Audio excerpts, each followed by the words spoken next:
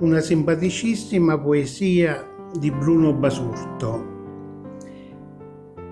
E papagna.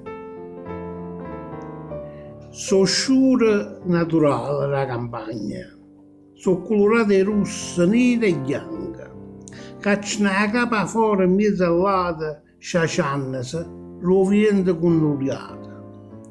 Questa è un'usciore che viene all'Oriente e dura proprio poco e niente, ma la gente lo vuole seccare e macinare, per so poter incartare e poi fumare. Ci stanno in mezzo a noi tante persone che sono catate qua a questo sciore. Si credono pesanti come il chiumma, ma quando è pisa sono solo fumma.